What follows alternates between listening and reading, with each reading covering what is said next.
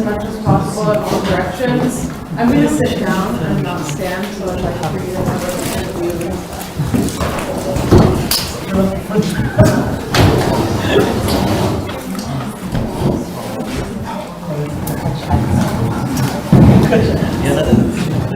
Like the second and third row, just come. Don't be shy.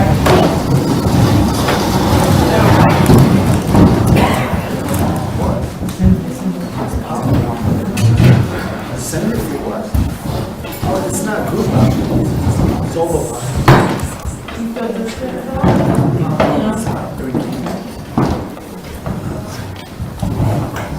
Thanks for having me. It's good to be here on this cold winter night.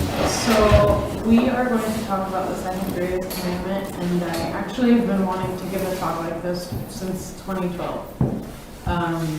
When I became an outsider and moved from my hometown of California to DC, and was like a new person to the church and to the community and such.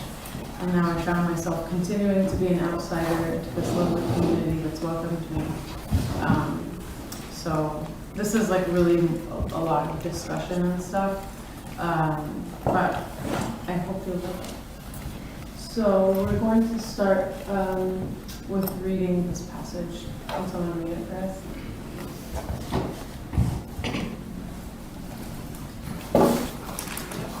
Then one of the scribes came, perceiving that he had answered them well, asked him, which is the first commandment of all? Jesus answered him, the first of all the commandment is, Hear, O Israel, the Lord our God, the Lord is one, and you shall love the Lord your God with all your heart, with all your soul, with all your mind, and with all your strength.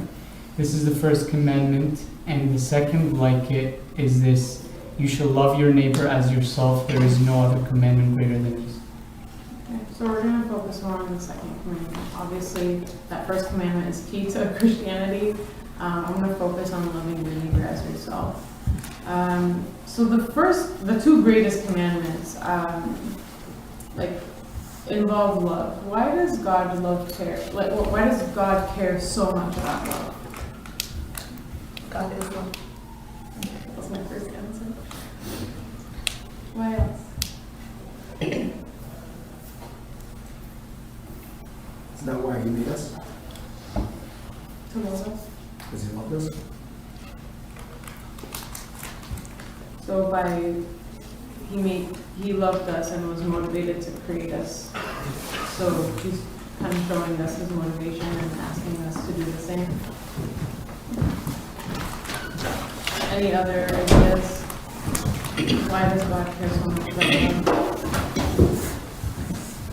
I think I've heard this one before, and I was very convinced by it that God's ultimate desire is for us to love Him. So,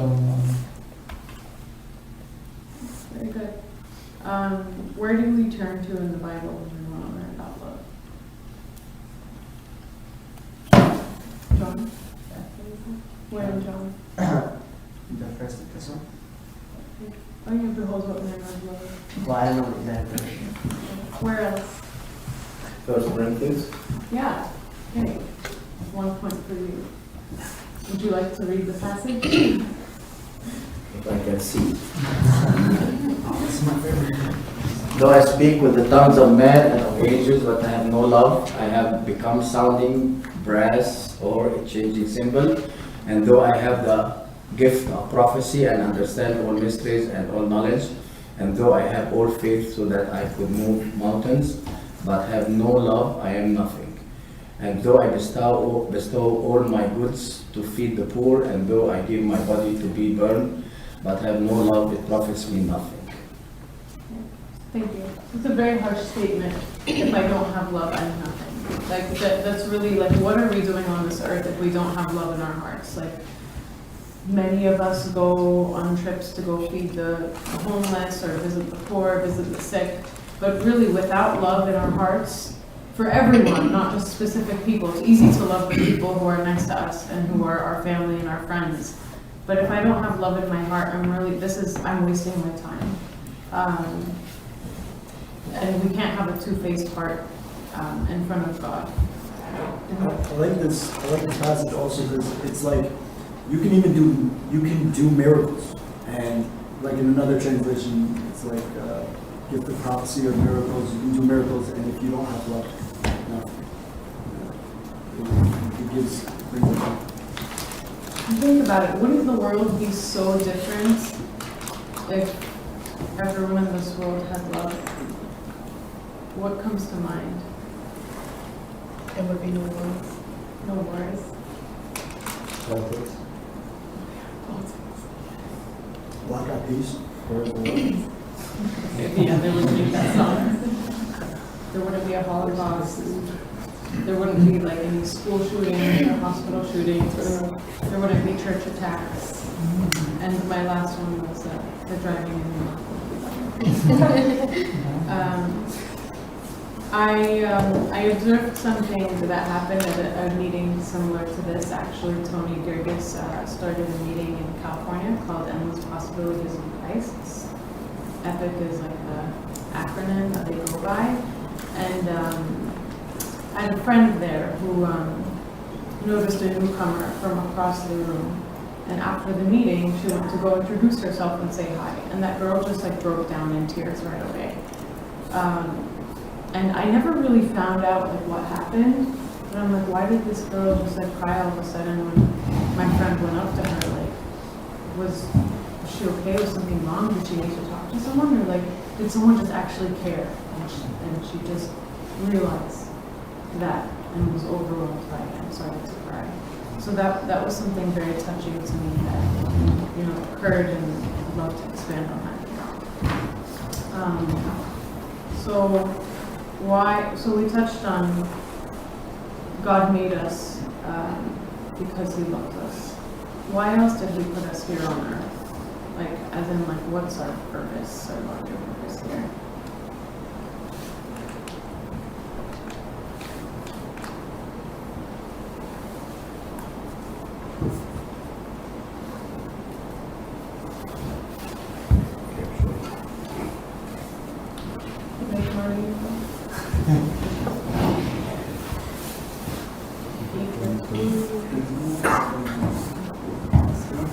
Because I don't have any better answer than me.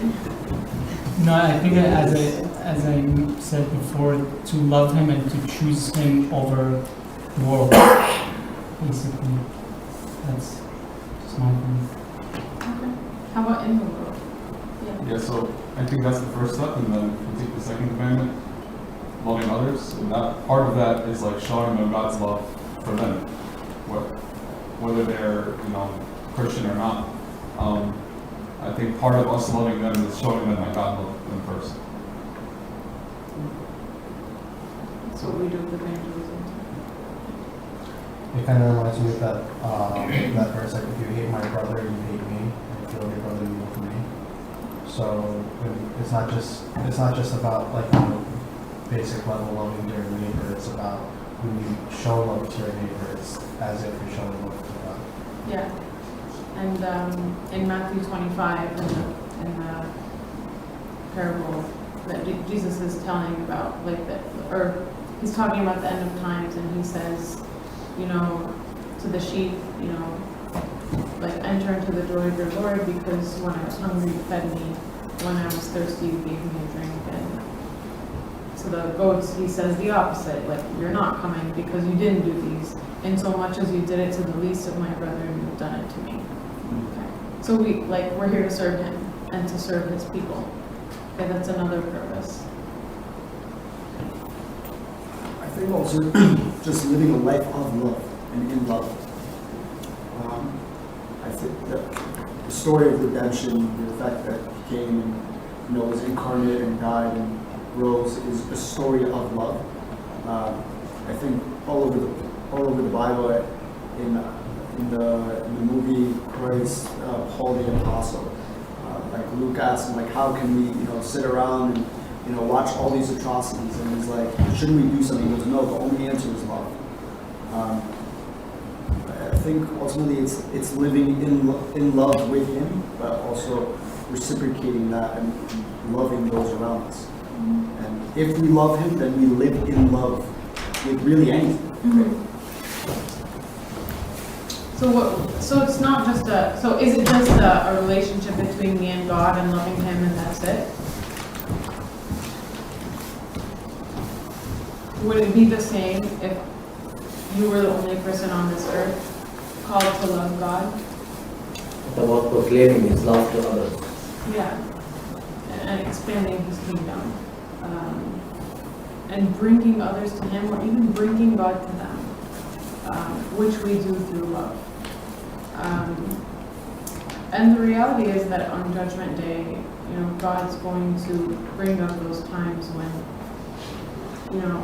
that person at youth meeting that you ignored, or the person that you kind of didn't really have time for and kind of shut out. He's going to bring up even like when you go to a family event and there's like an uncle or a relative that is far from God and is not really involved with, having the life in him. You see them every year at big events like Christmas and Thanksgiving, but you don't really, bring up God because it's like a little sensitive. It's like an open opportunity for us and it's a reminder each time we see them. But like we're so like shy and hesitant. But sometimes if you know that person's uncomfortable talking about it or doesn't want to talk about it, you really want to bring it up and make them feel uncomfortable all the time. Right. You know what I mean? Like some people just, and like even me, like I don't personally feel comfortable going and talking about God with someone because I don't even know like that much for me to go and preach in a way. How about like a relative that you see? I don't understand. I just feel like if you know the person is uncomfortable talking about it or doesn't want you to talk about it, then why would you even like put him or her, you in that position? Is talking about your faith uncomfortable to others who grew up in that faith and were baptized? Sometimes it is. Some people don't like talking about it. Or like they don't want you to bring it up around or have a conversation with them about it. But if you know that, like, shouldn't you not do it? Well, let's talk about the risks and benefits of that. So one risk that you mentioned is it's going to make that person uncomfortable. What other risks do we have? Of sharing God with like someone is like Christian by name, but not really practicing and not really interested in like pursuing a life. Maybe more resentful. Towards him? Yeah, towards God. Or you're pushing it down my throat. And like this. Or they lose their relationship with you, right? Like I'm gonna stay away from this person because I know what they're gonna end up talking about. So you risk I think sometimes like we don't actually like have to speak about it, but I think people can see God through our actions. So if I know that somebody is like won't accept the message well, I'd rather just silently pray for them and just show them God through actions. So that's a good compromise. What are the benefits if you share God with them?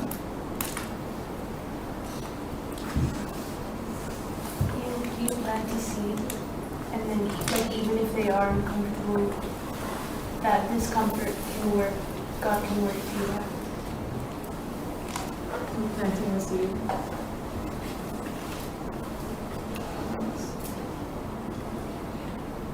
I think as abstract as it sounds, there's also wisdom. Like we should be praying for wisdom to know how to talk to certain people about certain things, especially if they're in the church enough, there's probably a reason for that. But like if you're just conversing with someone outside of the faith, maybe it's more difficult, and you have to know what angle to sort of approach that person, whether they're your friend or not. So I still think even in that situation, you should be praying and you just interact with different people and talk to them in different ways. So we should just be trying to imitate him. And were people offended by Jesus' preachings? Yeah. Yeah, they were. And guess who lost in the end? Like Jesus offended with his life and with him being on the cross, but that didn't stop him from doing what he needed to do. So yes, there's a wisdom. Yes, our actions speak louder than our words. And I want you guys to, stand your ground when it comes to that, because there's this verse, I'm gonna butcher it, but if one who causes one of these little ones to stumble, it's better if like a millstone where it's like tied around his neck and he like drowns in the sea. Imagine how much more glorious it is to bring someone up from a fallen place and to be there for them. We're going to talk about that a little more, but thanks for bringing that up. It's a nice discussion. Anyone have anything to share about that or to add? I think sometimes we look at preaching as like this very active thing that we do, and I think to Sandra or Mother's point about it's a life. If we lead a life of Christ and of love, then people see that.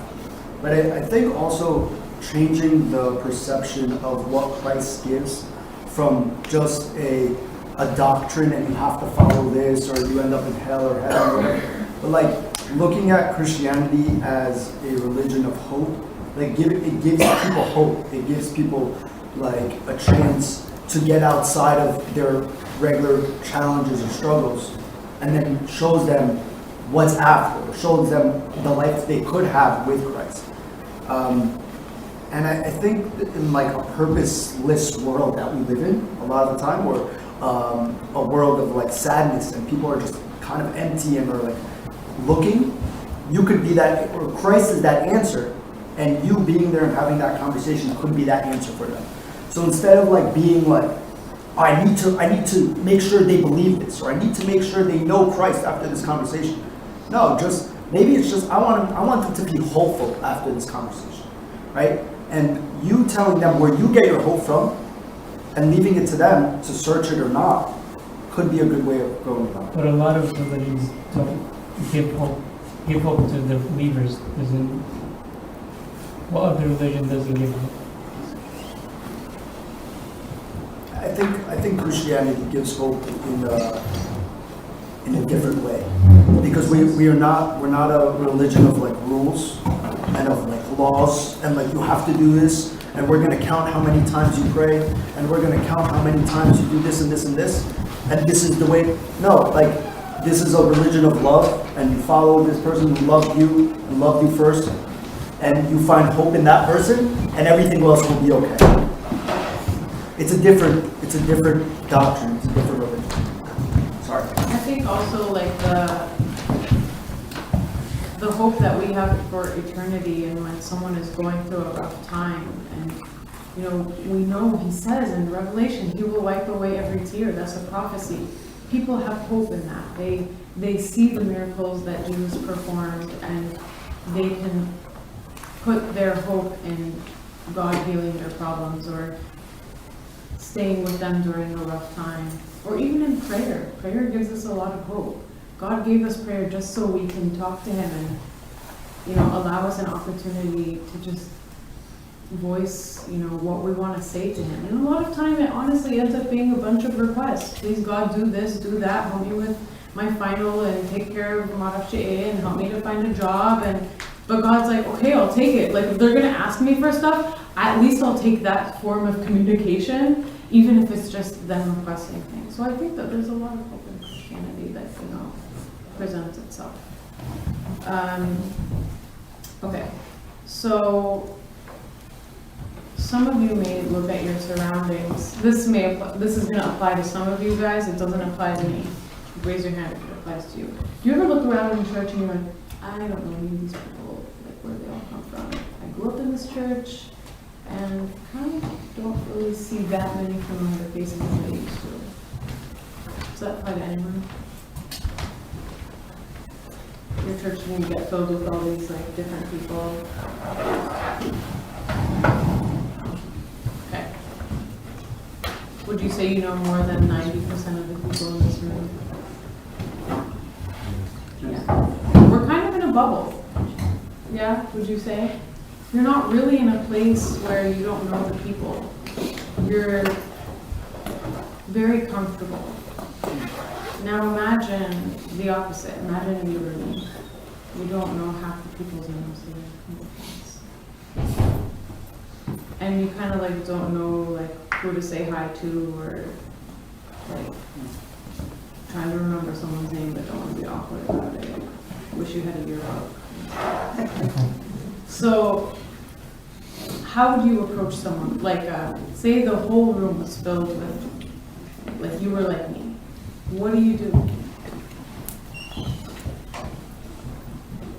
just put yourself out there? Do you wait for someone to come to you? Find someone's nails that are nice and compliment it? I think you should put yourself out there.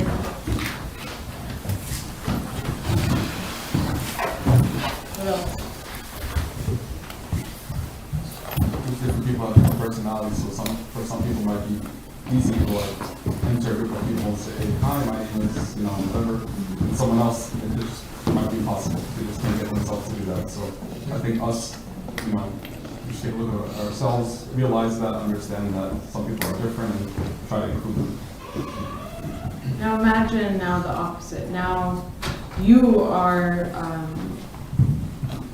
that outsider, or you see a bunch of outsiders and you're just kind of like, I grew up at this church, now there's all these new people, everyone else moved away for school, got married, started to have kids, and now there's all this influx of just like new, fresh faces. How do you guys just keep sticking with the friend, like be honest, do you just kind of stick with your group and your clique and whatever, or like what's your personality like? Yeah. I think I would try to approach. I mean, that happened to me when I moved here. Didn't know anyone here, no one. And yeah, right now I almost know everyone in the room. So look around at the new people you've met in the last year or two, and try to think about how you met them. Was any of that driven by you? You don't have to say out loud. And if that wasn't driven by you, could you have done something to introduce yourself or meet them, reach out to them? Some people are walking into this church that you don't even notice. People like our age who are students or visiting residents. And I've been told, Queens is a cliquey church. I didn't meet anyone. Blah, blah, blah. And I can't say the same because I got married into this church and my husband knows everyone and was lucky enough to get invited to Samton's house for dinner and then Abuna's house for whatever. He invited himself to pray over like our apartment, but that's not what happens to everyone who walks through our church doors. Not everyone is welcomed with that same family feel that we have in this room. Okay, so just putting that out there, that there are people who walk into this church that come and go, and we don't know them, and they don't know us, and it could drive them away and become like that family member that we were talking about. Any specific things that can be done about that, like practical things, instead of just throwing the problem there? Yeah, no, there are practical things. Getting them involved in service is a big one. Like, if I didn't get married into this church, the only people I would know are like the people I serve with. Another thing is my role. Oh, fine, like, they need to get the emails or whatever. Like, I wasn't on the email list for like a year or something. I'm like, I didn't even know there was a retreat. Like, how are there just these random retreats? Everyone knows there's a retreat in January. I don't even know when all the retreats are still. It's like been 3 years. But like, everyone knows when they are. We always have an MLK retreat. Those visitors have no clue. They have no idea. They're not informed. The microphones in church are not very loud, whatever. We need to find these people and at least just get their contact info. If it's not a one-to-one, just like stepping into positive could change the inside too. Like the external can change the internal when it happens. like what Dr. Samir said, is like break your routine, like stepping out of your comfort zone. So, you know, sit somewhere different in church, like not your typical spot. You might run into someone new, and take the opportunity to meet them. Sit somewhere else when you're here, not in the same spot. I said you probably wouldn't have had those new encounters if you stuck in your comfort zone. Brought up Tony again. Tony Gergis, Marianne's husband. At Epic, the meeting that he had, he would sit at the door and greet every single person walking in. And I was a newcomer to that meeting, and I made a friend just from him greeting me every day, or every Wednesday when I would go. And that made me come, and I became a servant in that meeting, and then I became friends with him outside of that meeting, even when I moved away. So like, that seed that's planted goes such a long way, even with one person. If it's with one person, it could affect so many people. I was affected by him, and now I'm talking to 30 people, like more than 30 people about it. Like, that's huge. And then whatever experience you guys take, you're gonna spread it to others. So it's like logarithmic increase.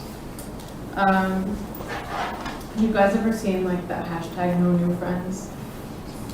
I found someone, yeah, okay, that's not what we want. That's not the goal. So we don't want no new friends, we want new friends. Like, just think of those people who are saying hashtag no new friends, they made no effort to reach out to anyone. They pretty much like failed. So don't be like that. And then something that I really love is like to be open to the promptings of the Holy Spirit. When you are nudged to go say hi to someone or to go to a certain place, go. Like, be open to the idea of God using you for His purpose and spreading His love. I have a friend, we'll call her Amy. She was having a really horrible day. I don't even remember what it was about. Maybe about like finding a job or not knowing what she was going to do with her future. So she just went home, did the quiet time for the day, read a passage, and it really spoke to her. She found this passage that was like perfect for her, and she was so happy about it, meditated on it, prayed, and something just told her to go to like she went to like a fast food place just to get out of the house because she didn't want to be there anymore, wanted to get things off of her mind. She saw Barnes & Noble across the street, and she's like, okay, I'll eat there and I'll like read a book, I'll get my mind off of things. She did that, and then there's no one else in the Barnes & Noble. And she was walking towards the cash register, and she sees that the clerk, the cashier, looked like she was crying, like her eyes were puffy, they were red, like a little bit wet. And she was like, I could mind my own business, what if I ask her? And she says, nothing, because you know, people like, if you ask them something, oh, I'm fine, and they'll just not share anything with you. But she like took a risk, and she said, you know, is everything okay? And the woman said, no, it's not, actually. And she opened up and like vented. And, you know, Amy said, you know, I've had a rough day too. And I was really comforted when I read my Bible today, and it said, and she shared the passage with her. And the woman said, wow, you know, it's been so long since I opened my Bible. And, you know, maybe I should read it today. This simple thing that started with anger and trying to vent and just rest and get her mind off of things, like ended in an opportunity to evangelize and, you know, remind someone, you know, that God is still in their lives. So if you see someone that's down or whatever, it's, you know, you can take that risk and try to see what's wrong and be a vehicle for God to work through their lives, or for them to actually find God. Okay, so that was the talk. We're going to do a little bit of a discussion now. So if you guys could just get in like groups of like 6 to 8 people in like a circle. We're going to answer a few questions.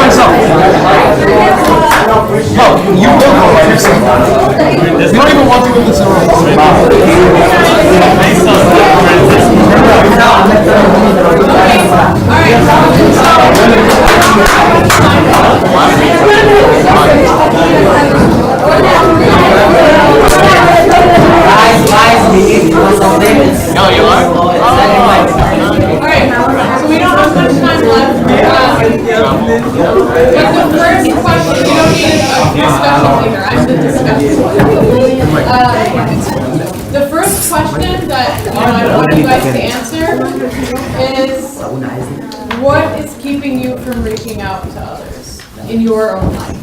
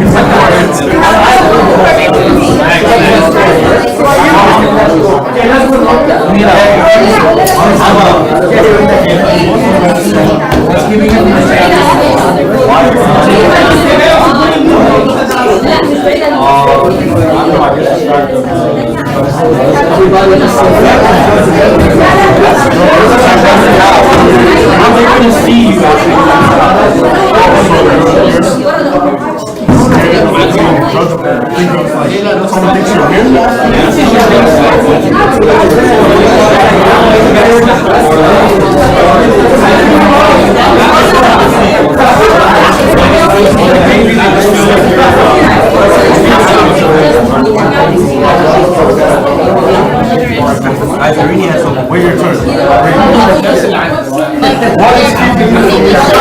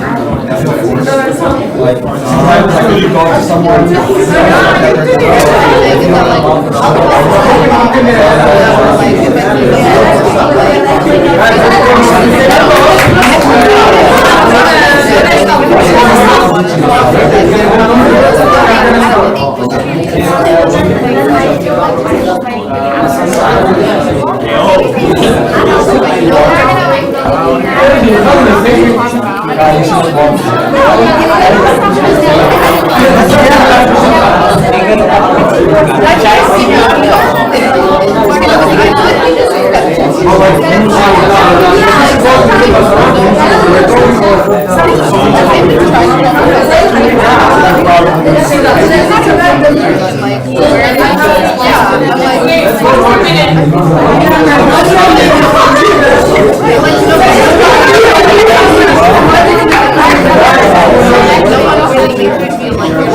I think so.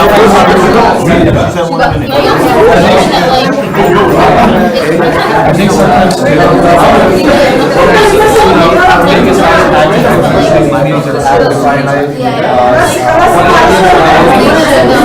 we assume someone else is going to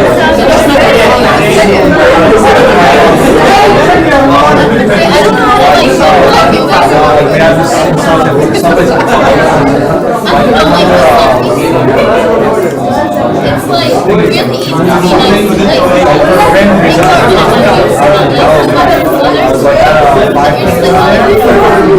and the community does that as someone who's very tight knit. So I was like the one reason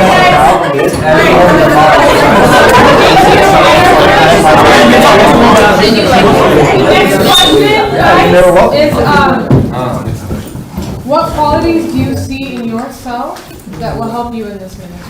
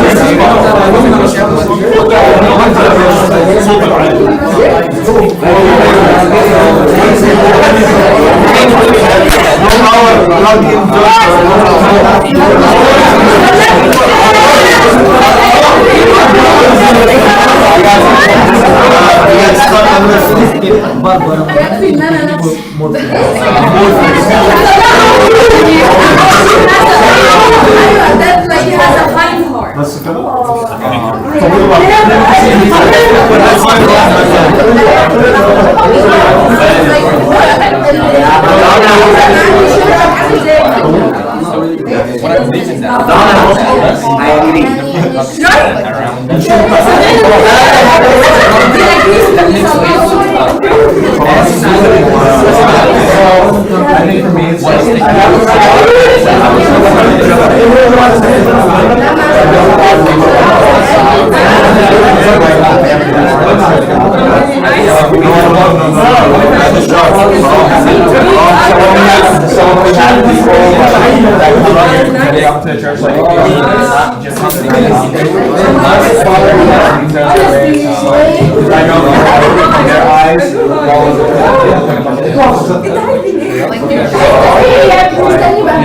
I think I know how to use it.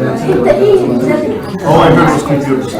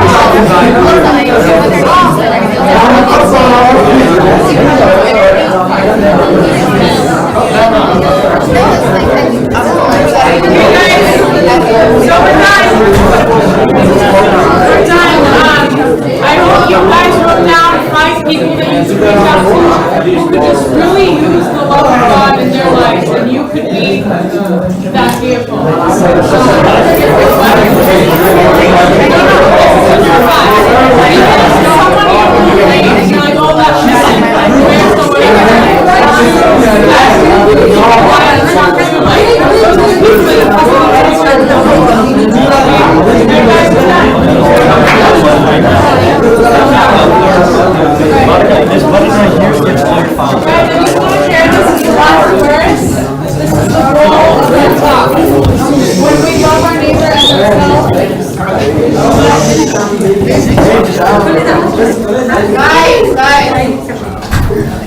This is the ultimate goal of today's discussion, of loving your neighbor as yourself, is that you let your light shine before men, that they see your good works and glorify your Father in heaven. So I really pray that for us as a group and you guys as individuals, that anything in your life, anything and everything you do in your life, be a light before men, that they turn to God and glorify Him rather than glorifying you. It's like we're all pointing them to God, and you know, this will continue to be a lifelong service for all of us. So I pray that you invest in it and grow in it and encourage others to do the same.